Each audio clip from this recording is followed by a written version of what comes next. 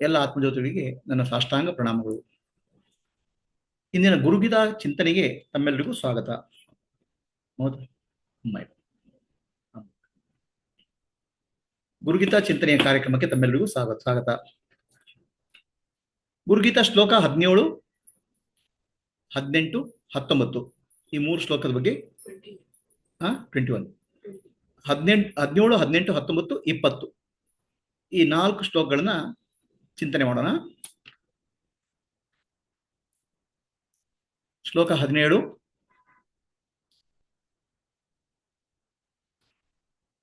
ಗುರೋಃ ಪಾದೋದಕಂ ಪೀತ್ವಾ ಧೃತ್ವಾ ಶಿರಸಿ ಪಾವನಂ ಸರ್ವತೀರ್ಥ ಅವಗಾಹವಸ್ಯ ಸಂಪ್ರಾಪ್ನೋತಿ ಫಲಂ ನರಃ. ಶ್ಲೋಕ 17. ಗುರುವಿನ ಪಾದ ಪೂಜೆ ಮಾಡಬೇಕು.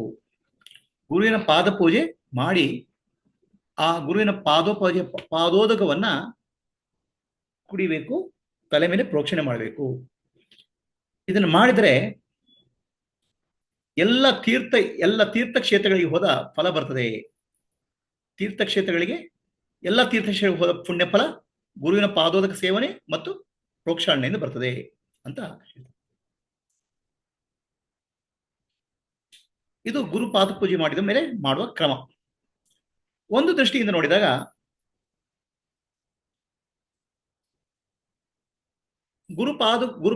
ಗುರುಪಾದ ಪೂಜೆ ಮಾಡಿ ಆ ನೀರನ್ನ ತಲೆ ಮೇಲೆ ಪ್ರೋಕ್ಷಣೆ ಮಾಡಬೇಕು, ಅದನ್ನು ತೀರ್ಥವಾಗಿ ಕುಡಿಬೇಕು. ಇದರ ಫಲ ಏನು? ಸರ್ವ ತೀರ್ಥ, ಎಲ್ಲಾ ಕ್ಷೇತ್ರಗಳು, ಕಾಶಿ, ಮಧುರ, ಕಾಶಿ, ಪ್ರಯಾಗ, ಕೇದಾರ್ನಾಥ್, ಬದರ್ನಾಥ್, ಎಲ್ಲಾ ತೀರ್ಥಕ್ಷೇತ್ರಗಳು ಹೋದ ಬಂದ ಪುಣ್ಯಫಲ ಗುರುವಿನ ಪಾದೋದಕದಲ್ಲಿದೆ ಅಂತ. ಏನಿದರ ಸಾಂಕೇತಿಕ ಅರ್ಥ? ಇದು ಬಾಹ್ಯಾರ್ಥದಲ್ಲಿ ಪಾದ ಪೂಜೆ ಮಾಡಿದ ನೀರು. ಸಾಂಕೇತಿಕ ಅರ್ಥ ಏನಂದ್ರೆ, ನೀರು ಅಂತ ಹೇಳಿದ್ರೆ ಅದು ಜೀವನದ ಸಂಕೇತ. ನಾವೆಲ್ಲ ತಾಯಿಯ ಹೊಟ್ಟೆಯಲ್ಲಿ ಹುಟ್ಟಿದಾಗ ನೀರಿನಲ್ಲಿ ಹುಟ್ಟಿದ್ದು. ಇಡೀ ಸೃಷ್ಟಿ ಮೊದಲು ನೀರಿನಲ್ಲಿ ಹುಟ್ಟಿತು, ಸಮುದ್ರದಲ್ಲಿ ಹುಟ್ಟಿತು. ನೀರು ಅನ್ನೋದನ್ನು ಜೀವನ ಅಂತ ಹೇಳ್ತೇವೆ. ನಾವು ಜೀವನವನ್ನ ಸಮರ್ಪಣೆ ಮಾಡಬೇಕು. ಯಾವುದಕ್ಕೋಸ್ಕರ? ಗುರುವಿನ ಪಾದ ಪೂಜೆಗೋಸ್ಕರ. ಗುರುವಿನ ಪಾದ ಅಂದ್ರೆ ಏನು? ಜ್ಞಾನ ಮತ್ತು ಭಕ್ತಿ, ಇದೇ ಗುರುವಿನ ಪಾದ. ಜೀವನ ಮಾಡೋ ಪದ್ಧತಿ ಜ್ಞಾನ ಮತ್ತು ಭಕ್ತಿಯಿಂದ ಕೂಡಿದ ಜೀವನ ಪದ್ಧತಿಯೇ ಗುರುವಿನ ಪಾದ. ನಮ್ಮ ಜೀವನ ಅದಕ್ಕೆ ಸಮರ್ಪಣೆ ಆಗಬೇಕು. ಅದಕ್ಕೆ ಅಭಿಷೇಕ ಅಂತ ಹೇಳು, ಪಾದ ಪೂಜೆ ಅಂತ ಹೇಳು. ಅದರ ತೀರ್ಥ, ಅದನ್ನ ಪ್ರಸಾದ ಅಂತ ಸ್ವೀಕಾರ ಮಾಡಬೇಕು, ಅದನ್ನು ಕುಡಿಬೇಕು. ಕುಡಿದಾಗ ಎಲ್ಲ ತೀರ್ಥ ರಾಜ್ಯಗಳ ಪ್ರಸಾದ ಬರ್ತದೆ ಅಂತ. ಕುಡಿಯೋದಂದ್ರೆ ಏನು? ಗುರುವಿನ ಪಾದಕ್ಕೆ ನೀರು ಹಾಕೋದಂದ್ರೆ ನಮ್ಮ ಜೀವನವನ್ನು ಸಮರ್ಪಿಸುವುದು. ಅದನ್ನ ನಮ್ಮ ಎಲ್ಲ ಯೋಚನೆಗಳು, ಮನಸ್ಸು, ಬುದ್ಧಿಯನ್ನ ಗುರುವಿನ ಪಾದಕ್ಕೆ ಅರ್ಪಣೆ ಮಾಡೋದು, ಜ್ಞಾನ ಭಕ್ತಿಗೆ ಅರ್ಪಣೆ ಮಾಡೋದು. ಮತ್ತು ಆ ಜ್ಞಾನ ಭಕ್ತಿಯನ್ನು ಜೀವನದಲ್ಲಿ ಅಳವಡಿಸ್ಕೊಳ್ಳೋದು, ಕುಡಿಯುವುದು. ಜ್ಞಾನ ಭಕ್ತಿಯನ್ನು ನನ್ನ ತಲೆಯಲ್ಲಿ ಸ್ವೀಕಾರ ಮಾಡೋದಂದ್ರೆ ನನ್ನ ದೃಢ ನಿಶ್ಚಯ ಮಾಡಿ ಜ್ಞಾನ ಭಕ್ತಿಯನ್ನು ನನ್ನ ಜೀವನದಲ್ಲಿ ತರೋದು. ಇದು ಗುರು ಪಾದ ಪೂಜೆಯ ಮಹತ್ವ. ಸಾಂಕೇತಿಕ ಅರ್ಥ ಇದು. ನೀರನ್ನ ಅರ್ಪಣೆ ಮಾಡಿ ಅದನ್ನ ತಲೆ ಮೇಲೆ ಕುಡಿಯೋದು, ತಲೆ ಮೇಲೆ ಹಚ್ಚೋದು ಅಂತ. ಇದು ಎಲ್ಲ ತೀರ್ಥಕ್ಷೇತ್ರಗಳ ಫಲ ಏನು ಅಂತ. ಅದಕ್ಕೆ ಚಾರೋಧಾಮ್ ಗುರು ಚರಣೋಮೆ ಅಂತ ಹೇಳ್ತಾರೆ. ಯಾವ ಚಾರಧಾಮ? ಬದ್ರಿನಾಥ್, ಕೇದಾರ್ನಾಥ್, ಕಡೆಗೆ ಗಂಗೋತ್ರಿ, ಯಮುನೋತ್ರಿ, ಈ 4 ಯಾತ್ರೆಗಳು ಪವಿತ್ರವಾದ ಯಾತ್ರೆಗಳು. ಈ ಪವಿತ್ರವಾದ ಯಾತ್ರೆಗಳು ಗುರುವಿನ ಪಾದದಲ್ಲಿದ್ದಾವೆ ಅಂತ. ಯಾಕೆ ಹೇಳ್ತಾರೆ ಅಂದ್ರೆ, ತೀರ್ಥಕ್ಷೇತ್ರ ಹೋಗಿ ಸ್ನಾನ ಮಾಡ್ತಾರೆ. ಮೊನ್ನೆ ತಾನೇ ಮಹಾಕುಂಭ ಆಯಿತು. ಜನ ಹೋಗಿ ಪ್ರಯಾಗದಲ್ಲಿ ಸ್ನಾನ ಮಾಡಿದರು, ಪ್ರಯಾಗರಾಜನಲ್ಲಿ. ಆ ಸ್ನಾನ ಮಾಡಿ ಪವಿತ್ರರಾದೆ ಅನ್ನೋ ಭಾವನೆ. ಯಾಕಂದ್ರೆ ಅದು ಪವಿತ್ರವಾದ ನದಿ, ಪವಿತ್ರವಾದ ಸ್ನಾನ, ಪವಿತ್ರವಾದ ಕ್ಷಣ. ನಿಜವಾದ ಅರ್ಥ, ತೀರ್ಥಯಾತ್ರೆ ಅರ್ಥ ನಮ್ಮನ್ನು ಪವಿತ್ರ ಮಾಡ್ತದೆ ಅಂತ. ಯಾವುದು? ಆ ಸ್ನಾನ. ಆದರೆ ಅಲ್ಲಿ ಇನ್ನೊಂದು ರಹಸ್ಯ ಅರ್ಥ ಇದೆ. ತೀರ್ಥಂ ಕರೋತಿ ತೀರ್ಥಾಣಿ. ತೀರ್ಥಕ್ಷೇತ್ರಗಳಿಗೆ ಪವಿತ್ರ ಆಗಲಿಕ್ಕೆ ಕಾರಣ ಯಾರು? ಅಲ್ಲಿ ಮಹಾತ್ಮರು ಅಲ್ಲಿ ಪಕ್ಕದಲ್ಲಿ ಇರ್ತಾರೆ, ನದಿಯ ಪಕ್ಕದಲ್ಲಿ ಅವರ ಆಶ್ರಮ ಇರ್ತದೆ. ಕೆಲವು ಮಹಾತ್ಮರು ನದಿ ತೀರದಲ್ಲಿ ಇರ್ತಾರೆ. ತೀರ್ಥ ಸ್ನಾನ ಮಾಡಿದ ಮೇಲೆ ತೀರ್ಥಕ್ಷೇತ್ರದಲ್ಲಿ ಸ್ನಾನ ಮಾಡಿದ ಮೇಲೆ ಆ ಮಹಾತ್ಮರ ಹತ್ರ ಹೋಗಿ ಆತ್ಮಜ್ಞಾನವನ್ನು ಪಡ್ಕೋಬೇಕು. ಆತ್ಮಜ್ಞಾನವೇ ಪವಿತ್ರ ಮಾಡುದು. ಆತ್ಮಜ್ಞಾನದ ಶ್ರೇಷ್ಠವಾದ ಯಾವುದೂ ಇಲ್ಲ. ಆ ಆತ್ಮಜ್ಞಾನ ಮೂಲಕ ಪವಿತ್ರ ಆಗುವುದು ಕ್ರಮ. ತೀರ್ಥ ಸ್ನಾನ ಮಾಡಿಬಿಟ್ಟು ಮಹಾತ್ಮರ ಹತ್ರ ಆತ್ಮಜ್ಞಾನ ಪಡೆಯುವುದು ನಿಜವಾದ ತೀರ್ಥ. ಅದೆಲ್ಲವೂ ಗುರುವಿನ ಸನ್ನಿಧಾನದಲ್ಲಿ ಸಿಗುವಾಗ ಎಲ್ಲಾ ಯಾತ್ರೆಗಳಲ್ಲಿ ಹೋಗುದು, ಎಲ್ಲಾ ಯಾತ್ರಾ ಸ್ಥಳಗಳಲ್ಲಿ ಎಲ್ಲಾ ಕ್ಷೇತ್ರಗಳಲ್ಲಿ ಸಿಗುವುದೇನು, ಕಡೆಗೆ ಆತ್ಮಜ್ಞಾನ ಸಿಗಬೇಕು. ಈಗ ಜನ ಪಡ್ಕೊಳ್ಳೋದು ಅದು ಬೇರೆ ಪ್ರಶ್ನೆ. ಅದನ್ನು ಕೊಡುವಂತ ಗುರು ಇರುವಾಗ ಆ ಗುರುವಿನ ಪಾದೋದಕ ಕುಡಿಯುವುದು ಅಥವಾ ಗುರುವಿಗೆ ನಮಸ್ಕಾರ ಮಾಡುವುದು ಎಲ್ಲ ತೀರ್ಥಯಾತ್ರೆಗಳ ಫಲವನ್ನು ಕೊಡ್ತದೆ. ಏನದು? ಆತ್ಮಜ್ಞಾನವನ್ನು ಕೊಡ್ತದೆ. ಇದು ಈ ಶ್ಲೋಕದ ಅರ್ಥ.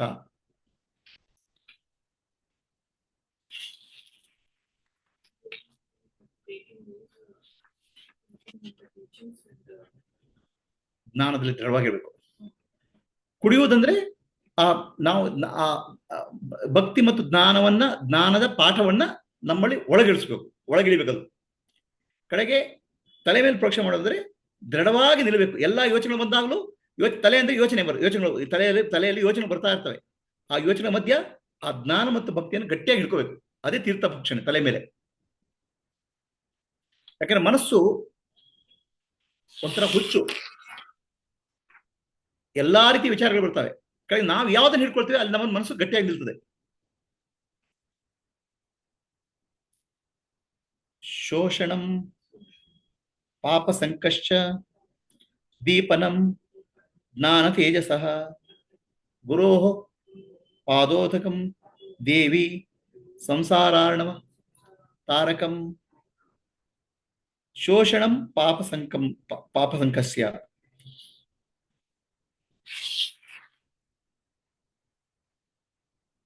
ಗುರುವಿನ ಪಾದೋದಕ ಏನ್ ಮಾಡ್ತದೆ? ನಮ್ಮ ಎಲ್ಲ ಕರ್ಮ ಬಂಧಗಳನ್ನು ಕಳ್ಚಾಕ್ತದೆ, ಕರ್ಮ ಬಂಧಗಳನ್ನು ನಾಶ ಮಾಡ್ತದೆ, ಮಹಾಭಯಂಕರ ಕರ್ಮಗಳನ್ನ ನಾಶ ಮಾಡ್ತದೆ. ಕಡೆಗೆ ಏನಾಗುತ್ತೆ? ಜ್ಞಾನ ಒಳಗೆ ಆತ್ಮಜ್ಞಾನ ಬೆಳಗ್ತದೆ, ವಿವೇಕ ವೈರಾಗ್ಯ ಬೆಳಗ್ತದೆ, ಶುದ್ಧ ಚೈತನ್ಯವಾದ ಆತ್ಮ ಬೆಳಗ್ತದೆ ಮತ್ತು ನಮ್ಮನ್ನ ಸಂಸಾರ ಸಾಗರದಿಂದ ದಾಟಿಸ್ತದೆ, ಸಂಸಾರ ಸಾಗರವನ್ನು ಪಾರು ಮಾಡ್ಲಿಕ್ಕೆ ಸಹಾಯ ಮಾಡ್ತದೆ ಅಂತ. ನೋಡಿ, ಸಾಗರ ಅಂತೂ ಅನಂತ, ಅಪಾರ, ವಿಶಾಲವಾದ್ದು. ಅದ್ರಲ್ಲಿ ಎಷ್ಟು ನೀರಿದೆ? ಆದ್ರೆ ಇಷ್ಟು ಗುರುವಿನ ಪಾದೋದಕ. ಗುರುವಿನ ಪಾದೋದಕ ನಮ್ಮ ಅನಂತವಾದ ಸಂಸಾರ ಸಾಗರವಂತ ದಾಟ್ಲಿಕ್ಕೆ ಸಹಾಯ ಮಾಡ್ತದೆ. ಸಂಸಾರ ಸಾಗರ ನಮ್ಮ ಕರ್ಮಗಳು, ಸಂಚಿತ ಕರ್ಮ, ಆಗಾಮಿ, ಕ್ರಿಯಾಮಾಣ, ಅನಂತ ಕರ್ಮಗಳವು. ಆ ಕರ್ಮಗಳನ್ನು ದಾಟಿಸ್ಲಿಕ್ಕೆ ಸಹಾಯ ಮಾಡ್ತದೆ. ಇಷ್ಟೇ ಒಂದು ಗುರುವಿನ ಪಾದೋದಕ. ಅಂದ್ರೆ ಸ್ವಲ್ಪ ಮಟ್ಟಿಯಾದ ಜ್ಞಾನ ಭಕ್ತಿ ನಮ್ಮ ಜೀವನದಲ್ಲಿ ಅಳವಡಿಸಿಕೊಂಡಾಗ ಭಯಂಕರವಾದ ಸಂಸಾರದಿಂದ ಪಾರಾಗ್ತೇವೆ. ಸಂಸಾರ ಅಂದೇನು? ಪುನರಪಿ ಜನನಂ ಪುನರಪಿ ಮರಣಂ ಪುನರಪಿ ಜನನಿ ಜಠರೇಶಯನಂ. ಪುನಃ ಹುಟ್ಟು ಸಾವುಗಳ ಬಂಧನಕ್ಕೆ ಸಿಕ್ಕಾಕೊಳ್ಳದೆ ಸಂಸಾರ. ಆ ಸಂಸಾರ ಬಂಧನಕ್ಕೆ ಬಿಡುಗಡೆ ಮಾಡ್ಲಿಕ್ಕೆ ಸಹಾಯ ಮಾಡ್ತದೆ. ಏನು? ಸ್ವಲ್ಪ ಮಟ್ಟಿಗೆ ಇಷ್ಟೇ ನೀರು. ಸಮುದ್ರ ಅಂತ ಅಪಾರ, ಕರ್ಮಗಳು ಅಪಾರ. ಆದ್ರೆ ಸ್ವಲ್ಪ ನೀರು. ಯಾಕಂದ್ರೆ ಜ್ಞಾನಾಗ್ನಿ ದಗ್ಧ ಕರ್ಮಾಣಿ, ಜ್ಞಾನವೆಂಬ ಅಗ್ನಿ ಎಲ್ಲಾ ಕರ್ಮಗಳನ್ನು ಸುಟ್ಟಾಗ್ಬಿಡ್ತದೆ. ಆ ಗುರುವಿನ ಪಾದೋದಕ ಬಹಳ ಮುಖ್ಯ. 4 ರೀತಿಯ ಕರ್ಮಗಳಿಂದ ಮನುಷ್ಯ ಬರಳ್ತಾರೆ. ಸಂಚಿತ ಕರ್ಮ, ಪ್ರಾರಬ್ಧ, ಆಗಾಮಿ, ಕ್ರಿಯಾಮಾಣ. ಸಂಚಿತ ಕರ್ಮ ಇನ್ನೂ ಹುಟ್ಟಿಲ್ಲ, ಪ್ರಾರಬ್ಧ ಹೀಗೆ ಹುಟ್ಟಿ ಬಂದಿದೆ. ಅತ್ಯಂತ ಘೋರವಾದ ಪ್ರಾರಬ್ಧ ಕರ್ಮದಿಂದ ಪಾರು ಮಾಡ್ತದೆ ಗುರುವಿನ ಪಾದೋದಕ. ಘೋರವಾದ ಪ್ರಾರಬ್ಧ ಕರ್ಮದ ಫಲ ಕಡಿಮೆ ಆಗ್ತದೆ, ಕುತ್ತಿಗೆಗೆ ಬರೋದು ಉಗುರಿನಲ್ಲಿ ಹೋಗ್ತದೆ. ಅದು ಗುರುವಿನ ಪಾದೋದಕದ ಮಹತ್ವ.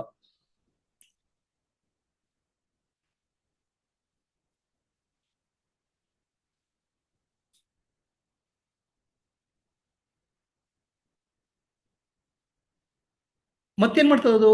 ಗುರುವಿನ ಪಾದೋದಕ ನಮ್ಮಲ್ಲಿ ಜ್ಞಾನ ದೀಪವನ್ನು ಬೆಳಗ್ತದೆ. ಜ್ಞಾನ ದೀಪ ಒಳಗೆ ಆತ್ಮಜ್ಞಾನ ಬೆಳಗ್ತದೆ. ಯಾಕೆ? ಗುರುವಿನ ಪಾಠ ಏನು? ವಿವೇಕ ವೈರಾಗ್ಯ. ವಿವೇಕ ವೈರಾಗ್ಯ, ಆತ್ಮ ಅನಾತ್ಮ ವಿವೇಕ, ನಿತ್ಯ ವಿವೇಕ ಮತ್ತೆ ಸೇವೆ.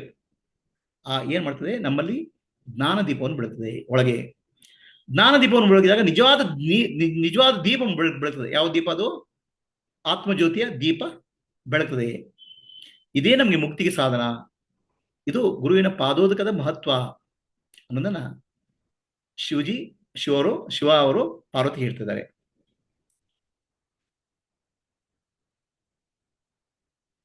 ಶ್ಲೋಕ 19.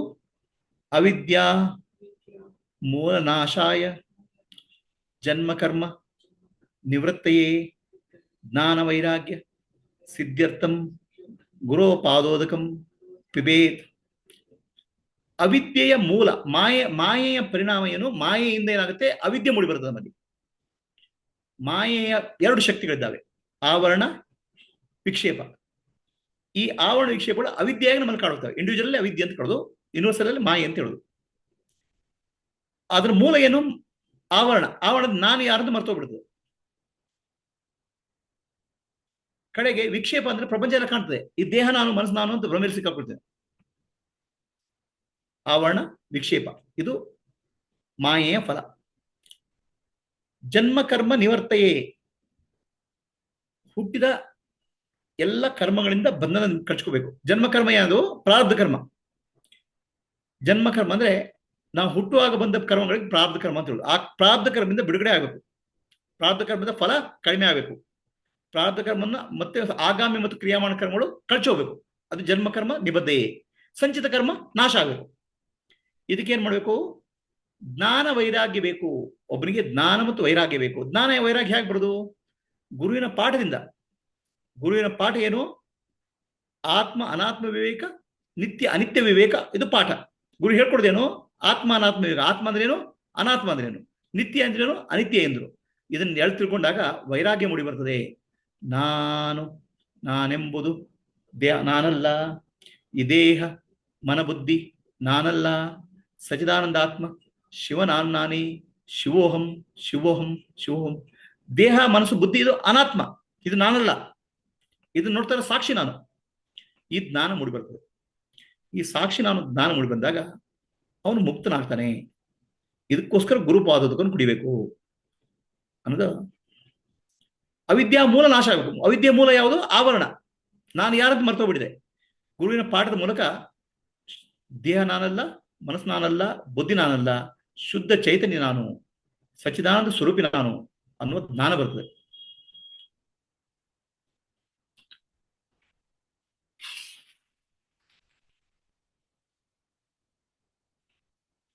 ಶ್ಲೋಕ ನಂಬರ್ 20. ಗುರುಪಾದೋದಕಂ ಪಾನಂ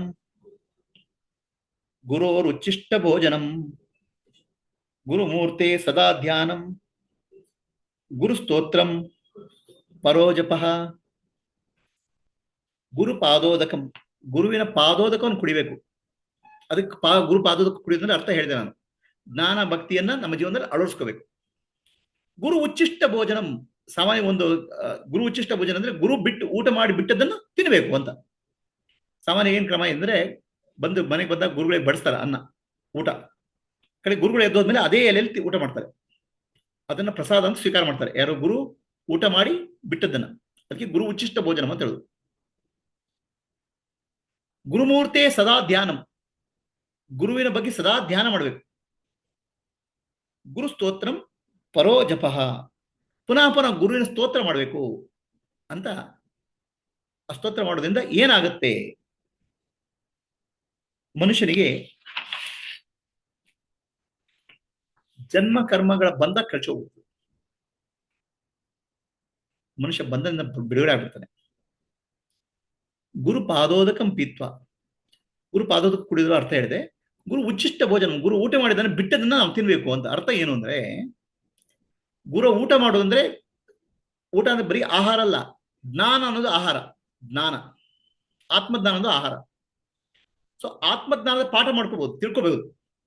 ಆದ್ರೆ ಆತ್ಮಜ್ಞಾನ ಏನು ಅಂತ ತಿಳ್ಕೋಬೇಕಲ್ಲ, ಅದು ಉಳಿದದ್ದು.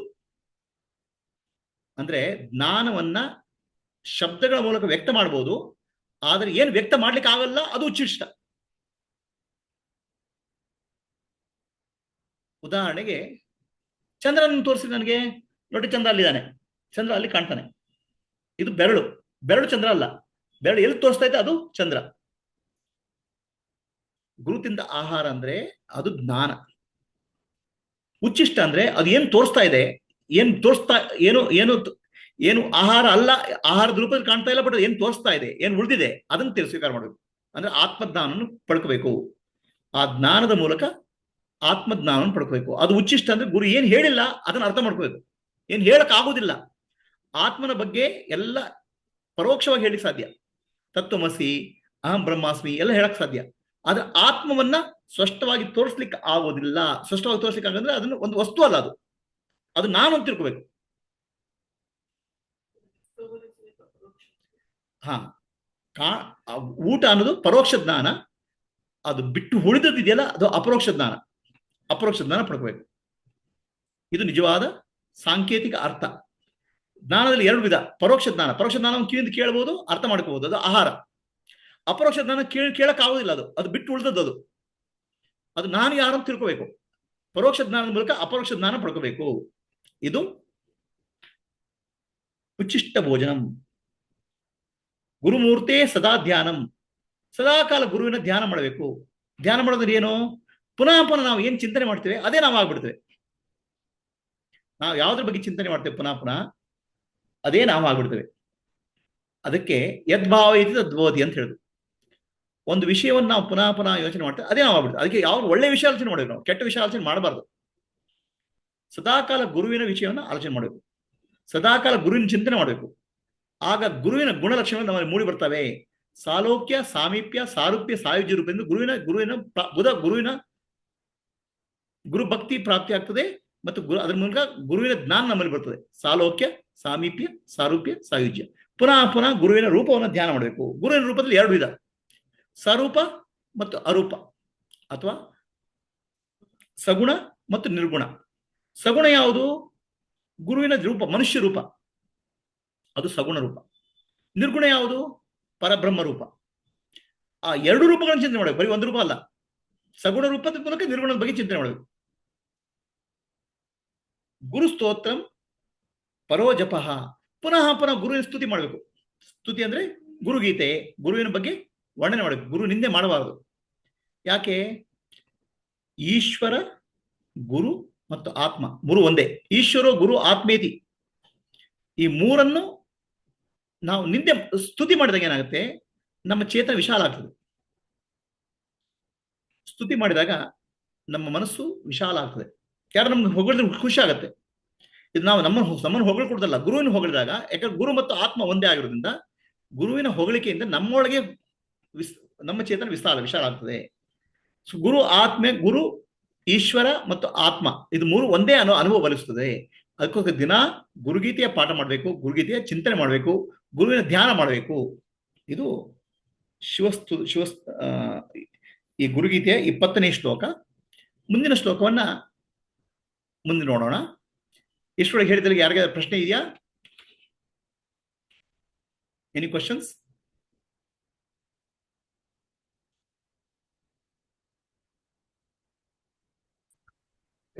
ಗುರುಜಿ, ಚಾರಧಾಮ್ ಅಂದ್ರೆ ಯಾವ್ಯಾವ್ದು ಗುರುಜಿ? ಚಾರ್ಧಾಮ್ ಅಂದ್ರೆ 4: ಗಂಗೋತ್ರಿ, ಯಮುನೋತ್ರಿ, ಬದ್ರಿನಾಥ್, ಕೇದಾರ್ನಾಥ್. ಗಂಗೋತ್ರಿ, ಯಮುನೋತ್ರಿ, ಬದ್ರಿನಾಥ್, ಕೇದಾರ್ನಾಥ್. ಬದ್ರಿನಾಥ್. ಓಕೆ, ಸರಿನಾ? ಸರಿ ಗುರುಜಿ. ಹೇಳಿದಕ್ಕೆ